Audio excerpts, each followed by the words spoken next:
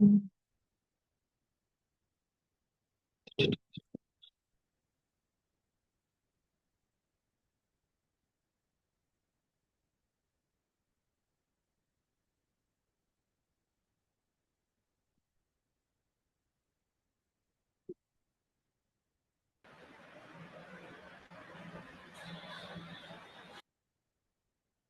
जरा 2 मिनट दे दें ताकि कुछ लोग जो ज्वाइन करना चाह रहे हैं ना वो सारे पहले आ जाएं।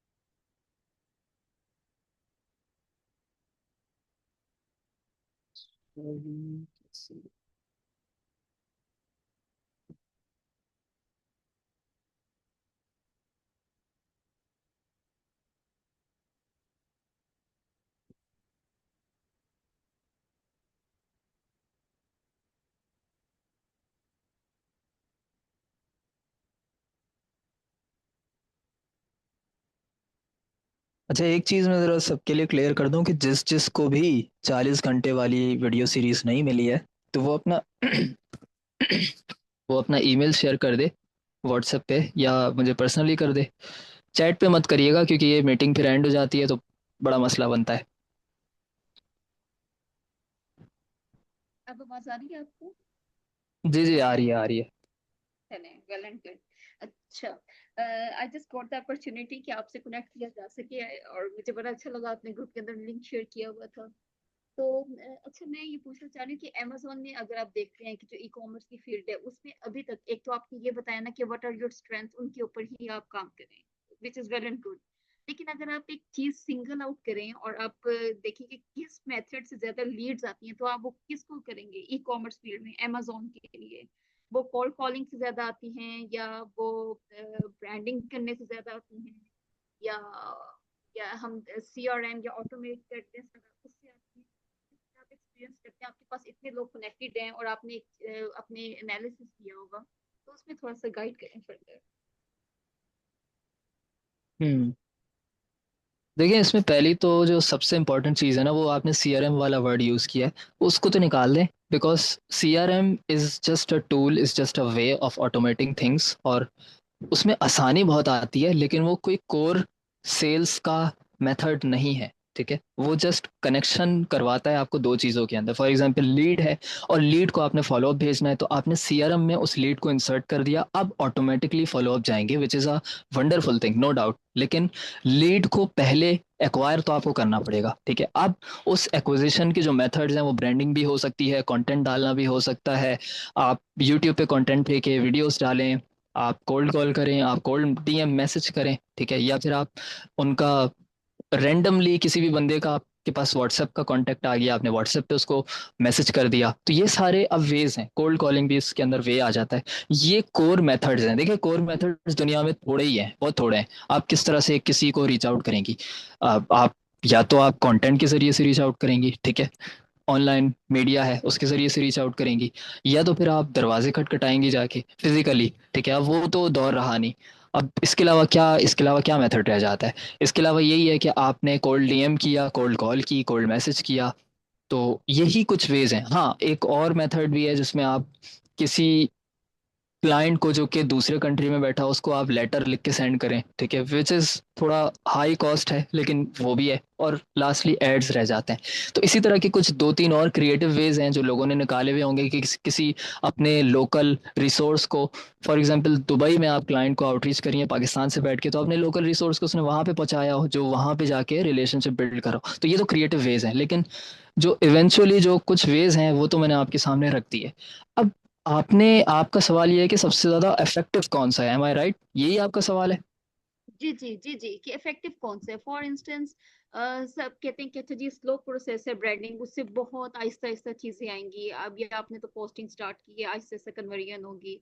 वो फिर हम उस पे जरा दिल हार जाते हैं। कोल्ड कॉलिंग करना स्टार्ट करें तो ठीक है, हम कहते हैं चलें जी जी या चल ले लें, या किसी तरीके से ऑटोमेट कर दें प्रोसेस, ताकि हम इन चीजों से तो बाहर आए ना। तो उसमें भी फिर उस तरीके से रिस्पॉन्स नहीं आते। मेटा चला के देखते हैं तो वो कस्टमर जो आती हैं, लीड्स आती हैं, वो इतने वेग होते हैं, माइंड इतने वेग माइंडसेट के साथ कॉन्टेक्ट कर रहे होते हैं एट टाइम्स। उनको करते करते करते करते ही वो टाइम हमारा लग रहा होता है, टाइम बहुत लगता है कन्वर्ट करने के लिए भी। तो फिर मैं आपसे पूछना चाह रही हूँ कि आप तो इतने लोगों के साथ कनेक्टेड है, तो अफेक्टिव क्या चीज है, मतलब नहीं आती लीड्स। देखिए, इसको ना आपने एक कंप्लीट आर्किटेक्चर की तरफ समझना है, जो मैं आपको समझाना चाह रहा हूँ। आपको जी। कभी भी और सब लोगों के लिए है, ये सिर्फ उसका आपके लिए नहीं है। लोग अमूमन जो गलती करते हैं ना, जो मैंने नोट की है, वो ये करते हैं कि वो शॉर्ट सेल चाह रहे होते हैं कि बस जल्दी से जल्दी ये बंदा आया है, इसको कुछ ना कुछ बेचो, इसको बेच के जल्दी से जल्दी इसके जेब से पैसा निकाल लो। ठीक है, होना यही चाहिए, इसमें जल्दी होनी चाहिए सेल में, लेकिन इतनी भी ना हो कि आप डेस्परेट लगे और आप पूरा आर्किटेक्चर बिल्ड ना करें उस लीड के अराउंड में। ठीक है, विच मीन्स कि आपको तीन चार चीज़ों का ख्याल रखना है। सबसे पहले, एक लीड आ रही है तो वो बेसिकली एक गांव देहात का अनएजुकेटेड बंदा भी हो सकता है। मैं ये बुरे टर्म्स में नहीं कह रहा, ऑब्वियसली मैं जस्ट कह रहा हूँ कि वो हमारी फील्ड को नहीं समझेगा। तो पहले तो एजुकेशन की एक फील्ड आती है कि आपने उसको एजुकेट करना है। एजुकेट करने के तरीके क्या हो सकते हैं? जूम सेशंस, जिस तरह मैं फॉर एग्जांपल मैं यहाँ पे एजुकेट कर रहा हूँ। अब इसका ये मतलब नहीं है कि मैंने आपको कुछ बेचना है, तो वो तो जो बेचना था बेच दिया पहले ही। तो अब एक तो एजुकेशन है, वो जूम सेशंस के जरिए भी होगी, वो यूट्यूब वीडियोस के जरिए भी होगी, वो रील्स के जरिए भी होगी, वो आपकी रिटर्न कंटेंट पोस्ट के जरिए भी होगी। और ये लॉन्ग टर्म स्ट्रेटेजी है। जिसने आपको कहा है कि लॉन्ग टर्म है, वो बिल्कुल ठीक कह रहा है, लॉन्ग टर्म ही है। लेकिन एजुकेशन का अगर आप सेगमेंट रिमूव कर देंगी, उस लीड को आपने अवेयर ही नहीं किया, एजुकेट ही नहीं किया, तो वो घंटा आपसे वाया करेगी। तो वो क्यों बातें करेगी आपसे? आप खुद सोचे ना कि आपके बारे में वो जानती ही नहीं है, आपके काम के बारे में नहीं जानती, आपके रिजल्ट्स के बारे में नहीं जानती वो लीड, तो आपसे कैसे बाय करेगी? Which is one thing. दूसरा फेज आता है एजुकेशन के बाद कि आपने उसको किसी ना किसी फनल में डालना है। फनल में डालने का मतलब ये होता है कि आपने कोई स्पेसिफिक प्रिसाइज ग्रुप क्रिएट किया हुआ है, विच could B Facebook group, WhatsApp group, Telegram group, x के ऊपर भी लोग बना लेते हैं, ट्विटर के ऊपर आई डोंट नो वो कैसे बनता है, पता नहीं। तो यानी कम्युनिटीज, छोटी छोटी कम्युनिटीज। तो ये वो कम्युनिटी होती है जो ऑलरेडी प्री नर्चर्ड होती है, क्वालिफाइड हो जाती है, एजुकेटेड होती है, वो आपको जानती है, आप उनको जानते हैं, वो आपके कंटेंट को जानती है, वो आपके काम को जानती है। तो यहां से आगे साइकिल चलता है ट्रस्ट का। ठीक है, education, then nurturing, which is funnel के अंदर आपने उनको इंसर्ट कर दिया, और उसके आगे जो प्रोसेस होता है, वो होता है कि आपने उनको ऑफर देनी है, क्लियर कंसाइज ऑफर, जो आप बेच रही हैं उसका रिजल्ट बता के उनको प्रॉपर ऑफर देनी है, विच could B Amazon, Twitter, TikTok, जो भी आप बेच रही हैं। ठीक है, अब सवाल ये आता है कि वो जो ग्रुप आपने क्रिएट किया है ना, वो रेलिवेंट लीड्स का होना चाहिए, ऐसे ही नहीं कि रैंडम लीड्स का। रैंडम लीड्स होंगी शुरू में, उन्हीं को तो आपने एजुकेट करना है। ठीक है, तो अब वो एजुकेशन के बाद रैंडम नहीं रही, पोटेंशियल बन गए आपकी। जब वो पोटेंशियल बन गई, अब आपने उनको ऑफर दे दी, तो अगला फेज आता है, चौथा फेज, जिसको हम क्लोजिंग का फेज कहते हैं, जिसमें आपने उनसे मीटिंग कर ली, चाहे तो, नहीं तो वॉइस नोट्स कर लिए। मैं तो ज्यादा वॉइस नोट्स को प्रेफर करता हूँ, वो आपके अपने ऊपर डिपेंड है कि आप क्या करना चाहती हैं। ठीक है, ये चार फेसेस से जब आपने, अब आपने इसको थोड़ा स्केल करके सोचना है अपने माइंड में। ये तो मैंने आपको एग्जाम्पल के लिए बताया था कि खाली एक लीड पे आपने ये ट्राई करना है। अब आपके पास लेट्स सपोज 10,000 लीड्स हैं जिसके ऊपर आपने यही प्रोसेस अप्लाई किया है। अब मैं आपको बताता हूँ होगा क्या। अगले 6 महीने का लेट्स से साइकिल ले लेते हैं, 6 महीने भी बहुत हैं, 4 महीने का ले लेते हैं, विच इज रफ साइकिल के एक लीड जीरो से आपका प्रोडक्ट या सर्विस जो भी आप बेच रही हैं वो बाय कर ले, तो इस पूरे प्रोसेस में 3 से 4 महीने अमूमन लगते ही लगते हैं। अब लोग गलती यही करते हैं कि लोग कहते हैं कि यार एक क्लाइंट के पीछे मैं 3 महीने वेस्ट कर दूं अपने। नहीं, आपने 10,000 लीड्स के पीछे अपने 3 महीने 4 महीने वेस्ट करने हैं। ठीक है, 10,000 लीड्स में से अगले 3 महीने के साइकिल के बाद कुछ हजार लीड्स होंगी जो कि अभी भी ट्रस्ट के प्रोसेस में होंगी, चंद 100 लीड्स होंगी जो आपके साथ कम्युनिकेट कर चुकी होंगी, उनमें से 20 से 30 लीड्स होंगी जो आपके साथ मीटिंग्स कर चुकी होंगी, और उनमें से 5 से 10 लीड्स होंगी जो आपका प्रोडक्ट सर्विस लेने के लिए तैयार बैठी होंगी। आपने जस्ट उनको फॉलो अप किया, उनके ऑब्जेक्शंस को रिमूव किया, जो कि हर कोई देता है। ऑब्जेक्शन यही कि जी टाइम नहीं है, यही कि मैं बेगम से पूछ के बताऊंगा, बेगम कहती है शौहर से पूछ के बताऊंगा, अजी वालदैन इजाज़त नहीं देंगे, मैं आपको बताता हूँ, ये सारे ऑब्जेक्शंस होते हैं। और ये वही लोग देते हैं जो अमूमन इंटरेस्टेड होते हैं, वरना तो वो ऑब्जेक्शन ही नहीं देना। अगर एक बंदा इंटरेस्टेड ही नहीं है तो वो आपको घोस्ट करके ही भाग जाएगा, वो ऑब्जेक्शन ही नहीं देगा। तो ऑब्जेक्शन अमूमन वही लोग देते हैं जो इंटरेस्टेड होते हैं। आपने वो ऑब्जेक्शन रिमूव किए, बूम, सेल क्लोज। और इस तरह से 10,000 लीड्स के ऊपर आपको 10 क्लाइंट मिल रहा होगा, 10,000 लीड के ऊपर आपको 3, 5, 6, 7, 8 क्लाइंट्स मिल रहा होगा। ये साइकिल बन जाती है आपकी। हर 3 महीने में आपको 10,000 लीड्स का टीका आपने लगाया, और उस टीके में से 8, 10, 8, 10, 8, 10 क्लाइंट्स आपके निकलना स्टार्ट हुए। इसको स्केल कर दिया, 1 लाख लीड्स तक ले गए। हाइपोथेटिकली मैं आपको बता रहा हूँ, 1 लाख लीड्स आसान नहीं है। उसके लिए एड्स भी चलाने पड़ते हैं, ईमेल्स भी करनी पड़ती हैं, डीएम्स भी करने पड़ते हैं, सब कुछ करना पड़ता है, कंटेंट भी दबा के क्रिएट करना पड़ता है। तो जो आपका सवाल है ना, इफेक्टिवली क्या करें, इफेक्टिवली आपने ऑलमोस्ट सब कुछ ही करना है। कोल्ड कॉल, कोल्ड ईमेल और कोल्ड डीएम्स में से कोई एक चीज पकड़ लें, ठीक है। और साथ में कंटेंट के ऊपर बहुत ज़्यादा फोकस करें। ये दो चीज़ें अगर आपने पकड़ ली ना, कोई एक way of acquiring leads which could be ads या which could be emails which could be DMs, ठीक है। और साथ में आपका कंटेंट, वो तो मस्ट है। वो तो आप डीएम करें ना करें, ईमेल करें या एड्स करें, जो भी करें, आपने लाजमी लाजमी लाजमी कंटेंट के ऊपर काम करना ही करना है। तो ये साइकिल होता है जो सबसे इफेक्टिव है मेरी नज़र में। पूरा आर्किटेक्चर, पूरा इकोसिस्टम, पूरा एनवायरनमेंट आपने बिल्ड कर दिया। लीड आ रही है, एजुकेट हो रही है, अवेयर हो रही है, ट्रस्ट बिल्ड हो रहा है, बात हो रही है, बात के बाद कोई भाग रहा है, कोई ऑब्जेक्शन दे रहा है, फिर आप उसको लूप में लेके वापस क्लोज कर रही हैं। ये है वो साइकिल। सो गेटिंग माई अच्छा पॉइंट। मैंने ना एक, जी जी बिल्कुल, आई जस्ट गॉट योर पॉइंट कि ये सारी चीजें पैरेलल चल रही हैं। और अच्छा, यानी कि अगर मैं इसमें से कहूँ कि 3 मंथ से पहले हमें कोई लीड नहीं आ सकती, तो इज इट राइट? और सेकंड क्वेश्चन ये कि फॉर इंस्टेंस पहले इसका आप मुझे आंसर कर दें कि लीड वाकई, अगर मैं कहूँ कि स्लो प्रोसेस है, वो 3-4 महीनों से पहले कोई लीड में सिक्योर नहीं कर सकती।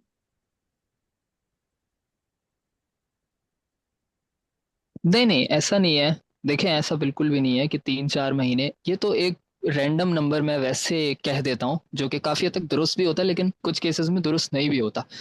डिपेंड करता है आप बेच क्या रही है ना, एग्जैक्टली exactly। अब इसमें भी ना मैं कुछ और कॉन्सेप्ट्स हैं जो आप लोगों के सामने लाता हूँ आप सब लोगों के लिए।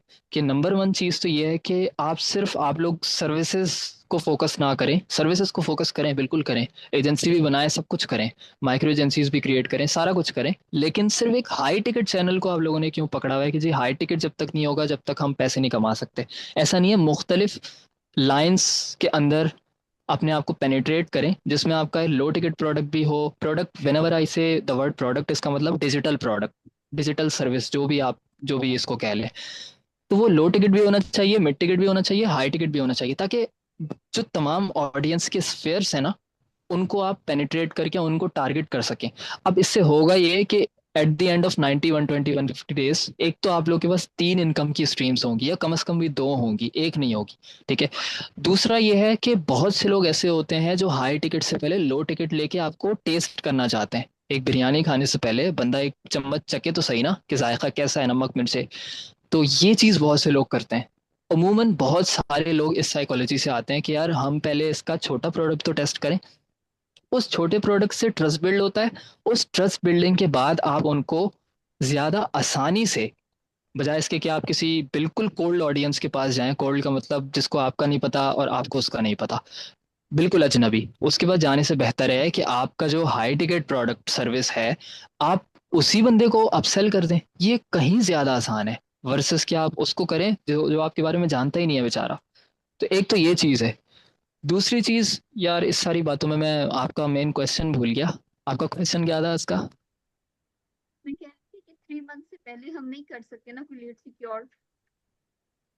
कितना स्लो प्रोसेस है, कंटेंट डालना स्टार्ट कर ले, सारी चीजें, पूरा एनवायरनमेंट बनाते बनाते, ट्रस्ट बिल्टअप करते करते, मेरा ख्याल है टाइम गुजर ही जाता है सारा। काफी हद तक मैं अग्री करूंगा इस बात से कि ट्रस्ट बिल्ड करते करते टाइम गुजर जाता है। लेकिन अगेन देखें, आप इसको यूं ना देखें ना कि जी 3 महीने लगेंगे। वो तो 3 महीने तब भी लगेंगे, या 2 महीने, 4 महीने, कि जब आप आज से 6 महीने बाद स्टार्ट करेंगी या अगले साल स्टार्ट करेंगी। वो तो 6 महीने का साइकिल 3 महीने, 4 महीने का रिपीट तब भी होगा ही होगा। तो वो तो जितना जल्दी आप स्टार्ट करेंगी, ये तो इनिशियल 90 डेज है ना, ये तो आपको लगेंगे, इसमें तो मैं इनकार नहीं करूंगा। लेकिन वंस ये साइकिल डेवलप हो गया तो अब ये रुकेगा नहीं जब तक कि आप नहीं रुक जाती। और अगर आपने इसमें सिस्टम डेवलप कर लिया, विच इज़ अगेन अनदर कहानी है, वो पूरी के सिस्टम के लिए आपको लोग भी चाहिए, टूल्स भी चाहिए, काफ़ी कुछ चाहिए, और वो सब तभी होता है जब एक रेवेन्यू स्ट्रीम पहले बन जाए। तो उसकी तो अभी हम बात नहीं कर रहे।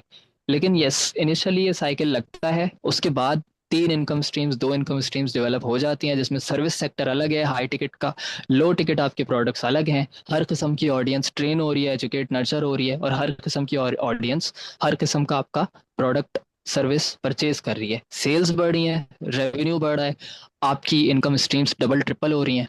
और एट द एंड आपकी जो अथॉरिटी और इन्फ्लुएंस है, क्योंकि आप अभी स्टार्ट करेंगी तो आप ये भी तो सोचेंगे 2026 में अस्का संबल जो है वो अपनी इंडस्ट्री में ज्यादा इन्फ्लुएंस रखती होगी वर्सेस टुडे। ये भी तो आप देखें, वर्सेस अगर आप स्टार्ट ही नहीं करेंगी तो अगले साल भी यही होगा जो इस साल है। सही, परफेक्ट। मतलब ये जाहिर बात है कि कुछ करते रहना चाहिए, प्रोग्रेस इज मैंडेटरी। अच्छा, मुझे आप इस चीज पे भी, मैं अपने सारे जो बेक क्वेश्चंस है ना, I just wanted to address today. मैं ये पूछना आपसे चाह रही हूँ कि एक तो ये मुझे बताएं कि सेल्स लेटर हमने बना लिया सारा कुछ, उसमें अपनी सारी केस स्टडीज, कितने हमारे पास एग्जांपल्स है जो हम अपने क्लाइंट को पोर्ट्रेट करना चाह रहे थे, everything is present in the sales letter.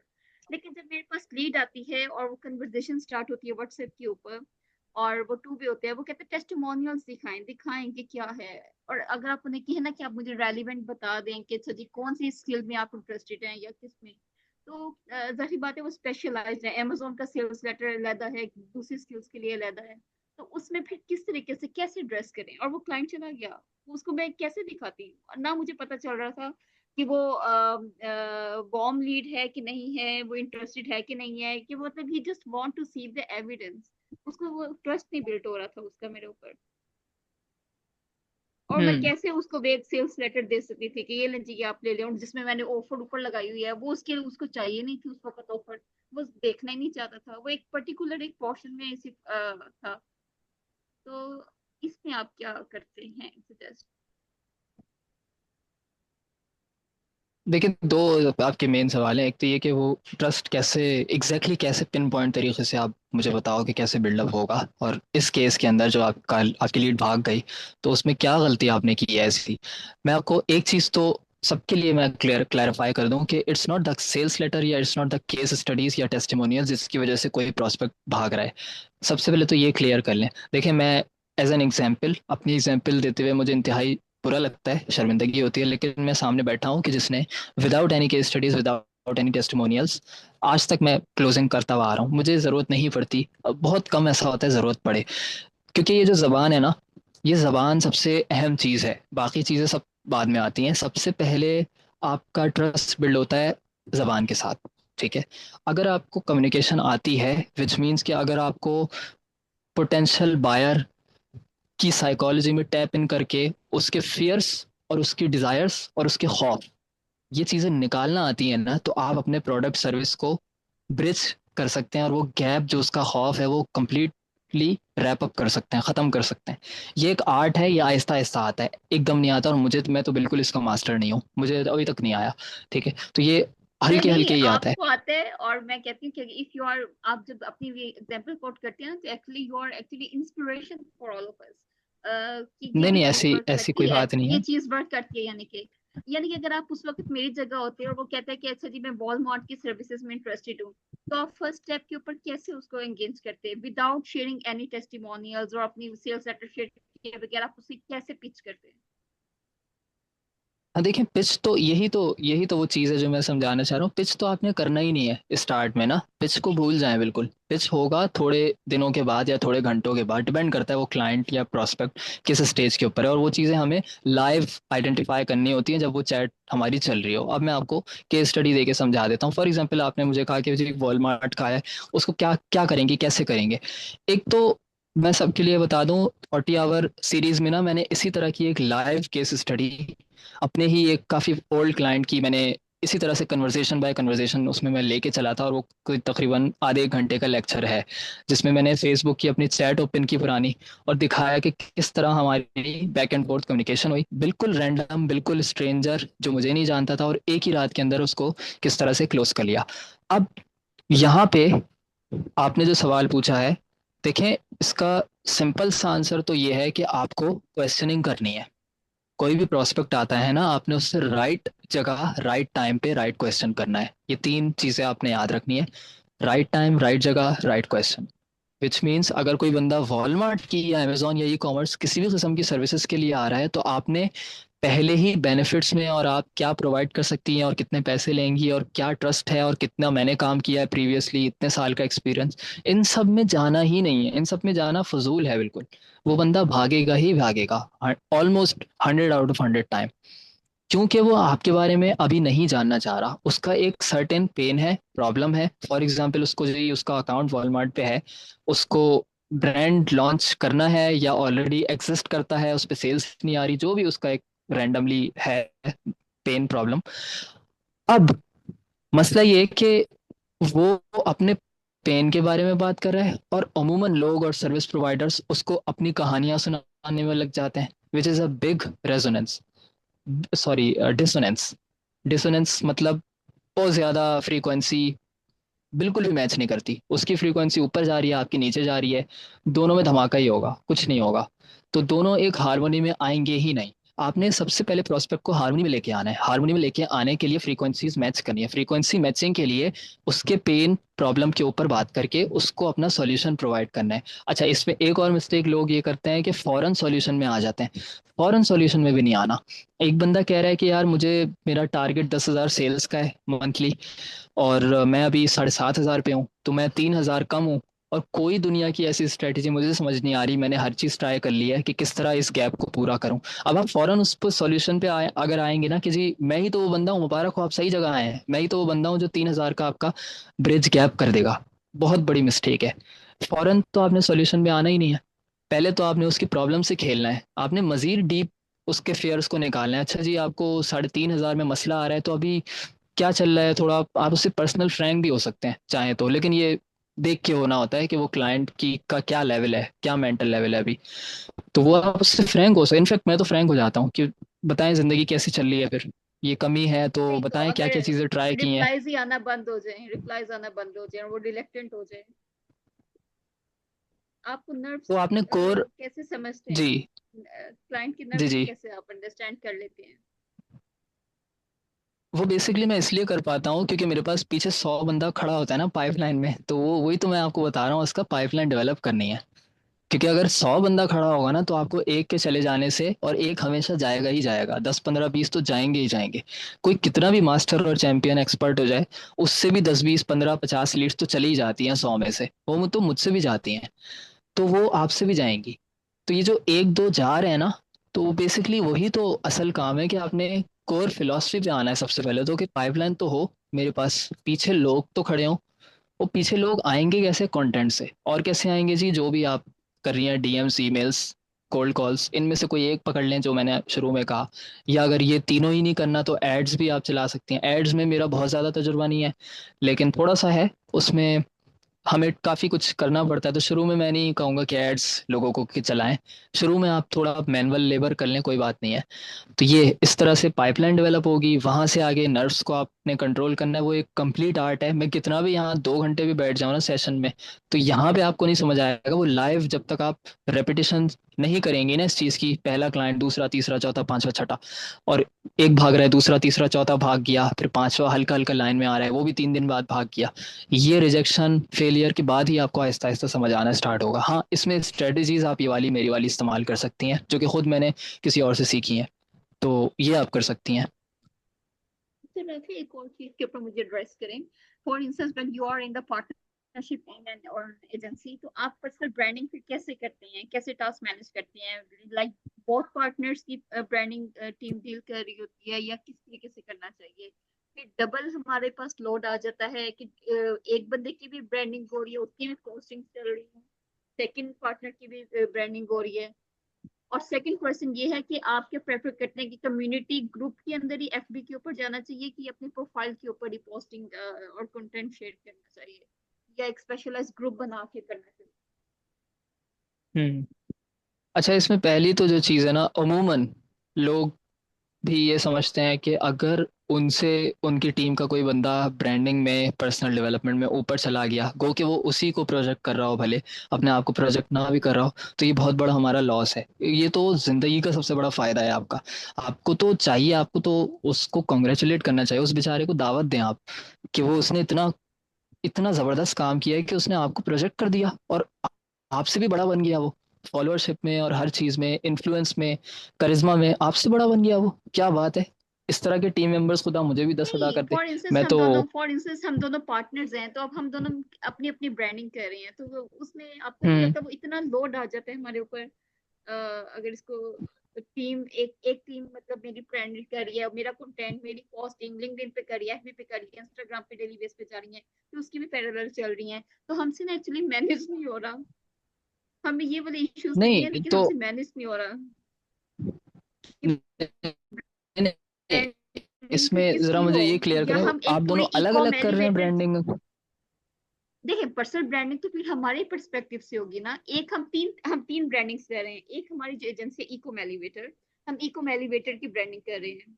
एक मेरी ब्रांडिंग हो रही है जो मैं अपने मेरे प्रोफाइल से होगी, एक उनके प्रोफाइल से ब्रांडिंग हो रही है। हाँ। अब आप बताएं, तीन जगहों पे ब्रांडिंग जाती है और टीम तीन तरीकों से डिवाइडेड है। नहीं नहीं, उसमें कोई हर्ज नहीं है, वो 3 की बजाय 30 भी हो जाए ना, तो वो तो जितने अकाउंट्स हैं उतना बेहतर है, क्योंकि उतने ही न्यू लोग आप तक कनेक्ट होंगे ना। एक प्रोफाइल के तो कुछ लिमिटेड लोग होते हैं, और फेसबुक भी बहुत ज़्यादा अलाउ नहीं करता कि वो आपको मिलियंस में रीच दे दे शुरू में ही। तो वो तो रीच आपकी बढ़ेगी, जितने अकाउंट्स हैं उतनी ही रीच बढ़ेगी, तो वो तो आप करते रहें, उसमें कोई मसला नहीं है। सही सही सही। इस चीज पे मुझे एट टाइम्स होता है कि मतलब वो चीजें डिवाइड हो रही हैं बहुत ज्यादा, या एक तरफ हमें कांस्टेंट होके ना, जिसका कंसिस्टेंट होके एक ही प्लेटफॉर्म के ऊपर हमें करनी चाहिए कि एक अकाउंट ही ग्रो हो जाए हमारा। देखें, उसमें रिस्क भी है ना इस तरह के। अब मैंने पिछले वाले लिंक में जब मैंने शेयर किया था, उसमें मैंने एक चीज़ बताई थी कि मैं कुछ लोगों ऑर्गेनाइजेशंस के साथ कनेक्ट हूँ, जिनके साथ मैं फ्री ऑफ कॉस्ट भी काम कर रहा होता हूँ उनके विजन के लिए। अब वहां भी ये चीज़ मैंने बहुत नोट की कि भाई एक अकाउंट अगर ग्रो हो गया ना, उसमें मिलियंस और मल्टी मिलियन व्यूज आ गए, आई थिंक कोई 40-50 मिलियन व्यूज आ गए इस तरह से, तो ये एक बहुत मैसिव नंबर होता है। यानी बेसिकली आपने एक कंट्री को पेनिट्रेट कर लिया। अगर आप लेट से आप दुबई में कर रहे हैं और आपको 50 मिलियन व्यू आ गए, तो इसका मतलब आपने बहुत हद तक उस कंट्री की ऑडियंस को पेनिट्रेट कर लिया है। अब वो अकाउंट उसके बाद रिस्क में आ गया। रिस्क में कैसे आया जी? एक गलती हो गई किसी एक टीम के मेंबर से, और वो पॉलिसी कोई वायलेट हो गई, जिसकी वजह से वो पूरा अकाउंट या तो सस्पेंड हो गया, या टर्मिनेट हो गया, या फिर किसी ना किसी किस्म के वो रिस्क में आ गया। तो ये चीज़ें भी तो हमें देखनी पड़ती हैं कि रिस्क को मिटिगेट करने के लिए अगर मल्टीपल प्रोफाइल्स हम बना लें, तो ठीक है, ऑडियंस डिवाइड हो जाएगी, रीच डिवाइड हो जाएगी, लेकिन at the end of the day एक अकाउंट खत्म होने पे दूसरा अकाउंट तो पास होगा। एक साथ सारा काम तो ज़ाया नहीं होगा। ये चीज़ भी देखनी पड़ती है। ठीक है, नहीं, परफेक्ट परफेक्ट। ये ठीक है, क्लैरिटी हुई है मुझे इस पे काफी। जी। अच्छा, मैं ज़रा चैट में से भी एक दो क्वेश्चंस ले लेता हूँ इससे पहले कि प्लीज ये मीटिंग भी प्लीज। ख़त्म हो। Okay, take your time. Ahmad साहब फरमा रहे हैं कि ब्रदर काइंडली 0 से 10K की केस स्टडी बता दो आप ब्रदर, और आप अपनी कोई रिसेंट केस स्टडी भी शेयर कर दें। 0 से 10K की केस स्टडी बता दो आप। तो 0 से 10K, तो यार मैंने जिंदगी में तो कभी अपने लिए तो कभी भी $10,000 का क्लाइंट तो क्लोज तो बाकी। और आप अपनी कोई रीसेंट केस स्टडी भी, रीसेंट केस स्टडी तो सारी फेलियर्स की हैं भाई, कितने फेलियर सुनोगे? रिसेंट कोई विन नहीं है, सब सब बर्बादी है। तो लाइफ है, बर्बाद भी होते हैं तो आबाद भी होते हैं, आबाद होते हैं तो बर्बाद भी होते हैं, वेरी सिंपल। भाई मैं बिल्कुल ट्रांसपेरेंट आदमी हूँ। मुझसे आप जो सवाल करोगे वो सच सच ही आपको सुनने को मिलेगा। कोई कोई मोटिवेशन नहीं है मेरे पास देने के लिए किसी को भी। How can we manage learning multiple skills at a time? तो मल्टीपल स्किल्स एक टाइम पे आपको सीखनी क्यों है? आप इसको 3-3 6-6 महीने के ब्लॉक्स में डिवाइड कर लेना। जब तक एक स्किल पे आपका हाथ मजबूत ना हो तो दूसरी स्किल पे जंप ना करें, क्योंकि ये कर सकते हैं। देखें, लोग हैं जो करते भी हैं, जगल करके उसको मैनेज भी कर लेते हैं, लेकिन अब आप मैनेज कर सकते हैं नहीं, मुझे नहीं पता। तो वलीद भाई, आप इसको आपको ये अपनी अपने अंदर झांक के देखना होगा कि आप कितना इसको कर सकते हैं। अगर आप कर सकते हैं मैनेज तो ठीक है, इसको 2-2 3-3 घंटे के ब्लॉक्स में डिवाइड करके कर लें। लेकिन बहुत मुश्किल है, बहुत ही मुश्किल है। एक स्किल में आपको अपना देना पड़ता है, दिमाग फोकस के साथ देना पड़ता है। और एक फोकस आदमी जो है वो कितना भी चैंपियन हो, 4-5 घंटे से ज़्यादा एक काम पे एक वक्त में फोकस नहीं कर सकता। पॉसिबल ही नहीं है, साइंस कहती है, मैं नहीं कहता।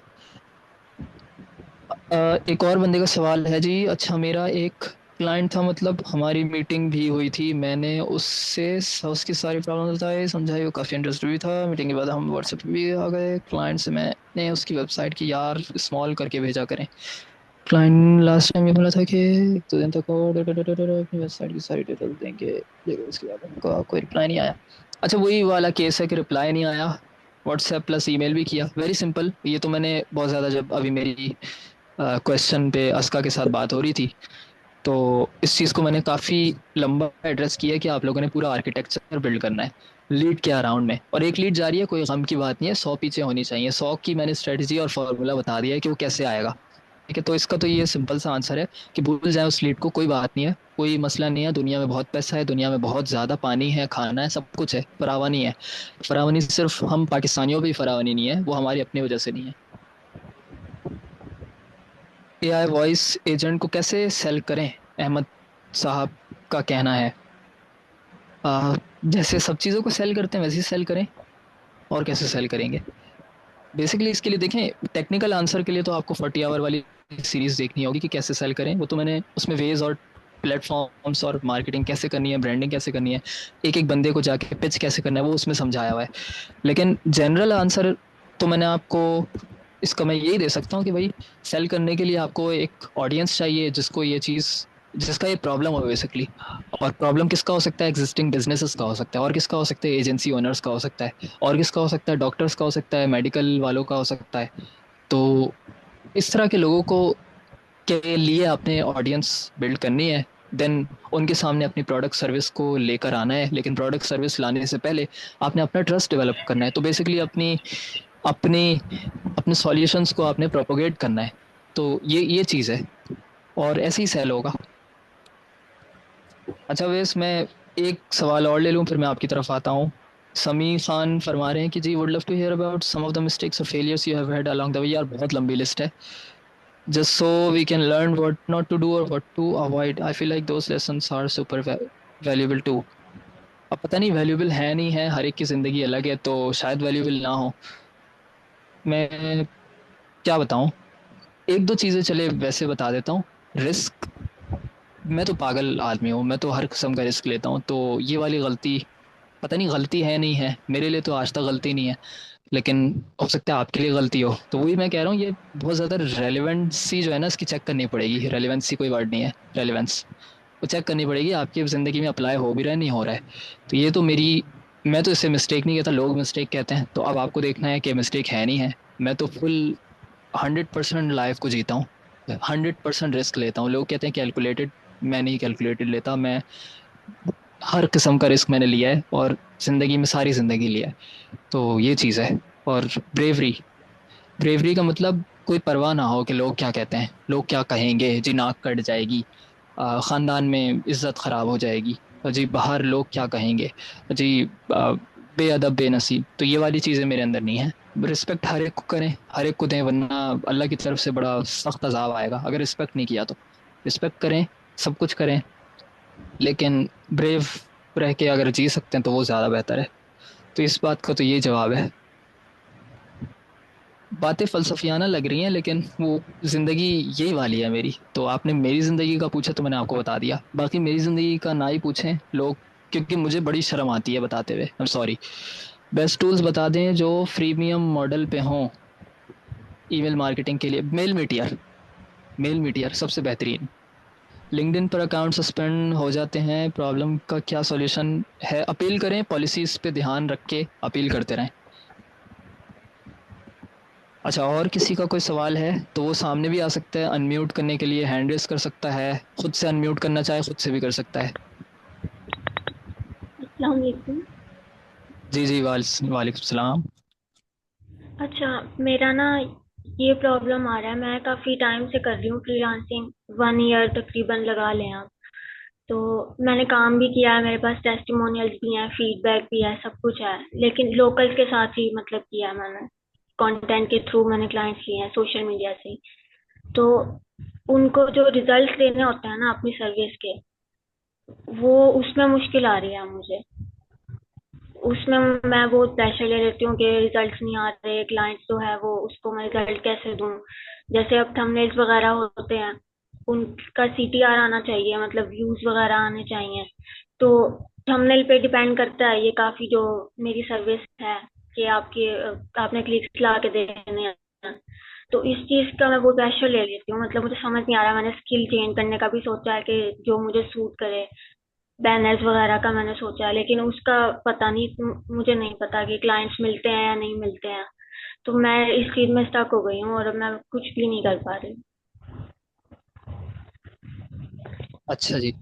देखिए स्किल, तो आपने एक बात की स्किल चेंज करने की। पहली बात तो बैनर्स जो है ना, थंबनेल से बैनर पे आना स्किल चेंज करना नहीं हुआ। हाँ, सेगमेंट हल्का सा डिफरेंशिएट आपका हो जाएगा, लेकिन उसका कोई फायदा नहीं होने वाला। मैं आपको एज अ ग्राफिक डिजाइनर भी बता रहा हूँ, क्योंकि मैंने अपने कैरियर का स्टार्ट ग्राफिक डिजाइनिंग से ही किया था। 2 साल तकरीबन ग्राफिक डिजाइनिंग को दिया, और आज तक कुछ ना कुछ तो मैं ग्राफिक्स में बनाता ही रहता हूँ अपने लिए। तो इसका कुछ फायदा नहीं है कि अगर आप सेगमेंट चेंज करें। जिस चीज़ पे आपको ध्यान देना ना, वो टेस्टिंग है, बहुत ज़्यादा टेस्टिंग। आपको रिजल्ट नहीं आ रहा, सीटीआर नहीं मिल रहा, चीज़ें नहीं मिल पा रही, तो आप ज़्यादा से ज़्यादा टेस्टिंग करें। फॉर एग्जांपल मैं इसमें एक अपनी ओल्ड एग्जांपल दूं, 2021 की, तो मैंने कोई थाउजेंड्स ऑफ ईमेल्स को टेस्ट किया होगा। एक दो क्लाइंट्स के लिए, बेसिकली दो क्लाइंट्स थे, hundreds and thousands of emails. तो तब जाके रिजल्ट आना स्टार्ट हुआ था, तब जाके उस क्लाइंट को मैं उसके बिजनेस में कोई आज के हिसाब से कोई 2 करोड़ का रेवेन्यू मैंने उसको कमा के दिया था, उसको, अपने लिए नहीं, उसके लिए। उसमें से मेरा कट बना था which was very very little. I think होगा कोई, तो 6-7 लाख होगा जो टोटल उसमें कट था मेरा। 8 लाख होगा, याद नहीं है।